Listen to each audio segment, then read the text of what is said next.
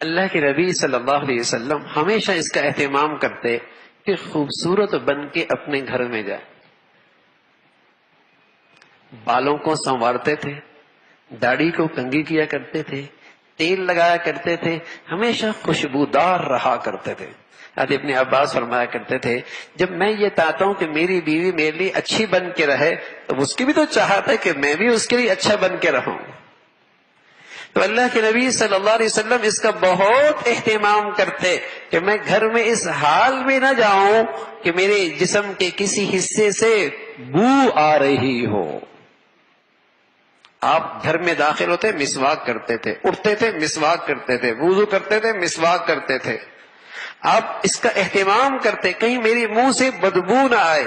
اتنے گھر اسی وجہ سے ٹوٹ جاتے ہیں کہ جسم سے منہ سے بدبو آ رہی ہوتی، گھن آتی ہے نا ایک سلیم الفطرت طبیعت کو، گھر خراب ہو جاتا ہے. اور آج یہ سگریٹ پہ سگریٹ، سگریٹ پہ سگریٹ، سگریٹ سے احساس ہی کوئی نہیں کہ میرے گھر کی عورت کو مجھ سے تکلیف بھی ہوتی ہوگی.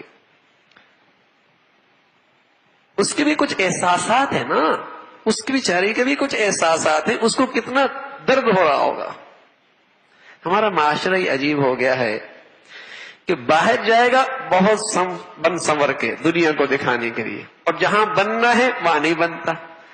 تو اسی روش کو اب عورتوں نے بھی اختیار کر لیا. باہر جائیں گی سب کچھ ٹھیک ہے، اندر نکرانی کی طرح.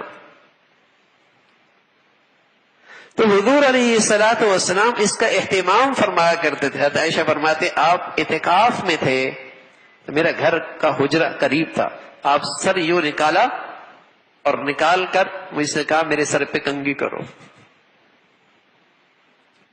کنگھی کرو. حضور علیہ الصلوۃ والسلام کی میں صفیہ فرماتی مالش کر رہی تھی، مالش کر رہی تھی. اتنے میں کچھ عورتیں آئیں، اپنی گھر کی کہانیاں پریشانیاں ذکر کرنے لگ گئی. وہ باتیں کر رہی تھی، آپ کا ہاتھ نیچے آ گیا. فرمانے لگی، اللہ کے نبی فرمانے لگے تم ہاتھوں سے بات کر رہی ہو یا زبان سے؟ اپنے کام میں تو لگی رہو، اپنے کام میں لگی رہو. تو حضور علیہ الصلوۃ والسلام اپنے گھر والوں کے ساتھ اس بے تکلف اس گھر میں خوش مزاج ہنسی خوشی کی باتیں، مسکرانا، دل جوئی. ویڈیو کے نیچے سبسکرائب کے بٹن پہ کلک کریں، بیل کے آئیکن پہ کلک کیجئے تاکہ ہر نئی ویڈیو کی نوٹیفیکیشن آپ کو مل جائے.